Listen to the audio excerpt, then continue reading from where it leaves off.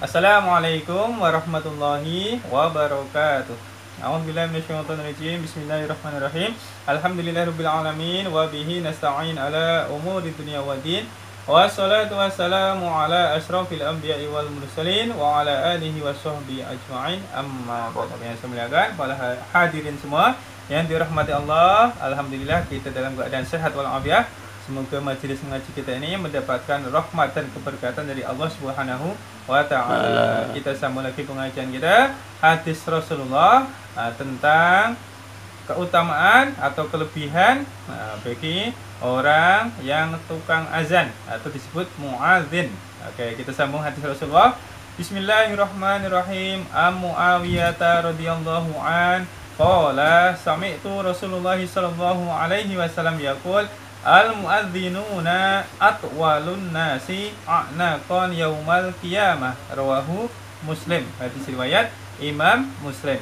Yang maknanya artinya Sayyidina Muawiyah radhiyallahu an berkata bahwa saya mendengar Rasulullah SAW telah bersabda, para muadzin, tukang adzan, ialah orang yang paling jenjang lehernya pada hari kiamat. Hadis riwayat Muslim. Jenjang ini maknanya apa? Panjang. Panjang. Lebih panjang daripada yang lainnya. Macam Ustaz ni jenjang lah ni. Oke, kita baca apa nih? Maksud keterangannya. Jenjang ini apa? Kenapa tukang adzan ini di hari kiamat nanti lehernya lebih panjang dari yang lain? Jadi para ulama ini menerangkan beberapa makna untuk hadis ini. Yang pertama, sebab apa?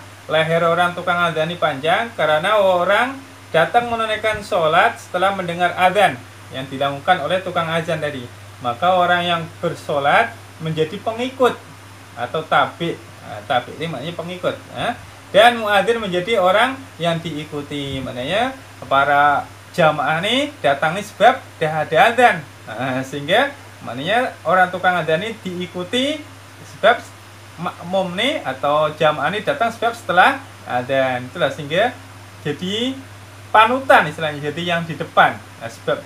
Sebab adanya tukang adzan ini maka para jamaah ini datang, sehingga itulah sebabnya disebut lehernya panjang. Itu pendapat pertama ulama tadi ya. Pendapat ulama pertama tentang kenapa leher tukang adzan ini jenjang lehernya. Terus orang yang diikuti sebenarnya ialah ketua. Seakan-akan muadzin ini menjadi ketua, maka karena itu leher mereka akan menjadi panjang atau jenjang supaya nampak keistimewaan mereka. Jadi macam gagah lah, lehernya panjang. Itu maksudnya tukang adzan ini disebut leher panjang supaya istimewa, macam gagah lah, sebab dia menjadi panutan atau yang di depan atau imam lah. Sebab para jamaah ini datang sebab adanya muadzin tadi dah adzan. Oke, itu pendapat pertama. Paham? Kenapa muadzin dikatakan leher jenjang? Itu pendapat pertama.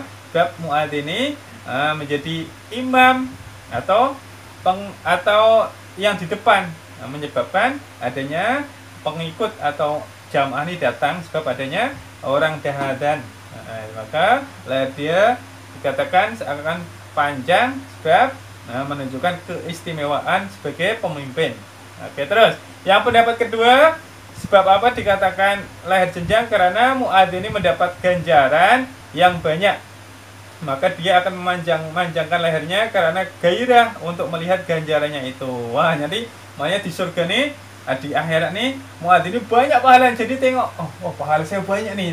Seakan-akan angkat leher sehingga lehernya panjang. Itu maksud pendapat ulama yang kedua.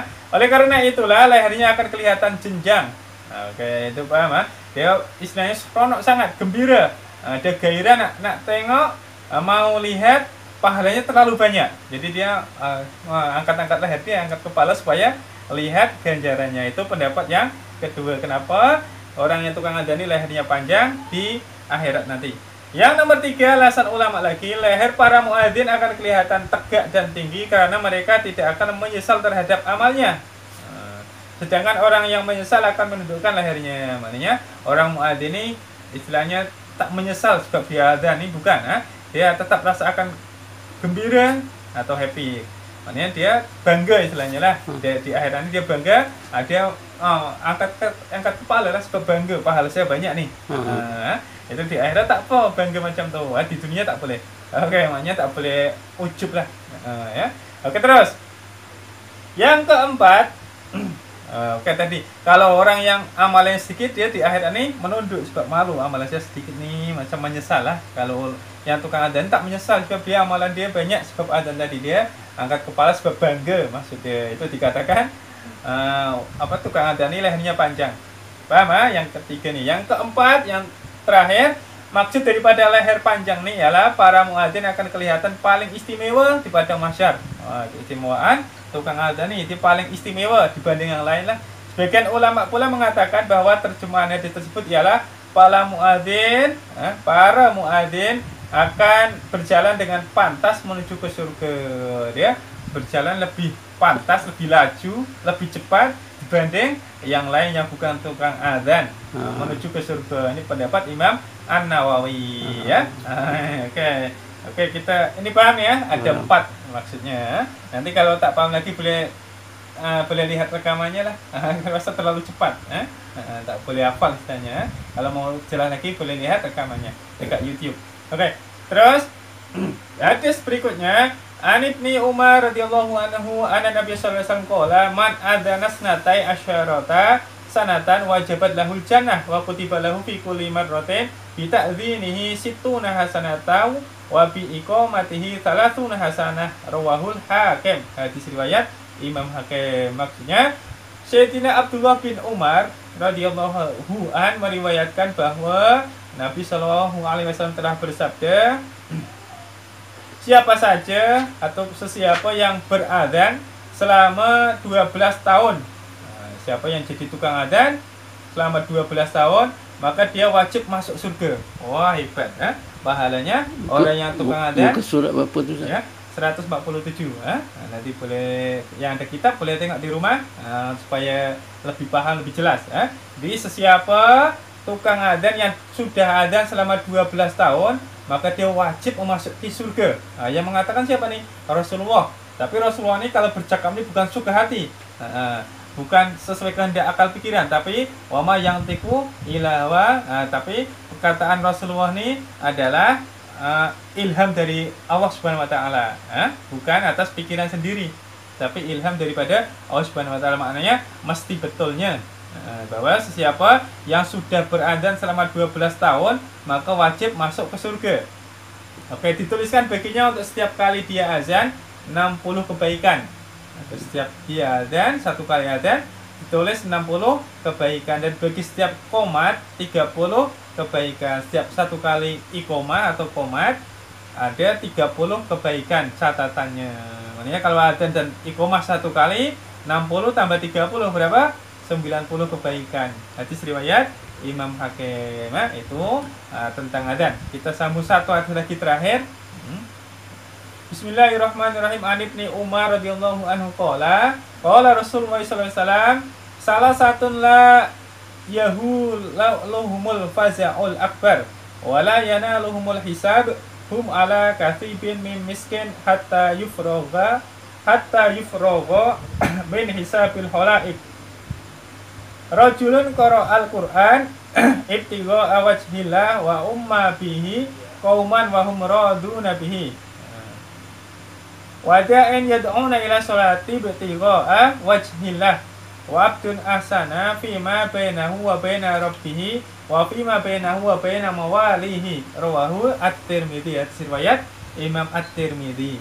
Maksud hadis ini, Sayyidina Abdullah bin Umar radhiyallahu an berkata bahwa Rasulullah SAW telah bersabda, ada 3 golongan, 3 puak atau 3 kelompok orang yang tidak akan menghadapi ketakutan pada hari kiamat yang dahsyat, dan mereka tidak akan dihisap.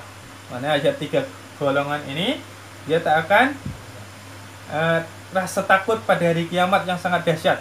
Yang lain kalang kabut, dia tenang saja, dan mereka tidak akan dihisap. Mereka bergembira atas timbunan kasturi sehingga semua makhluk selesai dihisap.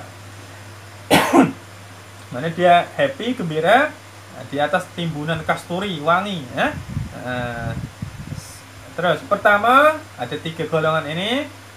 Seorang yang membaca Al-Quran. Nih alhamdulillah kita ada baca Al-Quran semata-mata mencari ridha Allah Subhanahu Wa Taala, dan dia mengimami orang ramai dan mereka suka dengannya. Nah, jadi orang yang membaca Al-Quran karena mengharap ridha Allah dan dia mengimami orang ramai dan mereka suka dengannya, makmumnya pun suka dengannya. Terus yang nomor 2, seseorang yang menyeru manusia kepada sholat semata-mata karena mencari keridhaan Allah Subhanahu wa taala. Maknanya dia adzan pun karena mengharap ridho, bukan karena bayaran tiap bulan, bukan, tapi karena lillahi ta'ala atau mengharap ridho Allah. Maka orang ini tak akan rasa takut dalam hari kiamat yang kalang kabut tuh, dan mereka akan selesa, tenang, walaupun menghadapi kedahsyatan pada hari kiamat, dan mereka tidak akan dihisap pula. Orang yang tukang adzan karena Allah Subhanahu wa taala. Yang nomor 3, seseorang hamba Allah Subhanahu wa taala yang berlaku baik terhadap tuannya dan terhadap orang-orang bawahannya. Jadi maaf cak, ini kalau kita jadi kuli ini artinya bawahan lah, jadi hamba, dia baik terhadap tuannya, maknanya hormat lah, lepas itu tak melawan dengan tuannya. Dan kalau kita jadi tuan ini baik dengan bawahannya, maknanya tak cakap kasar dengan bawahan kita, lepas itu saling memaafkan kalau buat salah, negur pun dengan cara yang bil hikmah. Itu kelebihannya. Kalau kita maaf cakap jadi majikan dengan bawahan kita, maka kena sopan santun dan dengan bijaksana lah. Kalau bawahan buat salah, ada caranya supaya dia tak malu di halayak ramai. Kalau kita jadi bawahan pun dengan atasan kita kena sopan dan buat baik. Paham? Maka orang-orang ini dia akan mendapatkan keistimewaan di hari kiamat nanti. Dia tak akan rasa takut gelisah yang lain kalang kabut.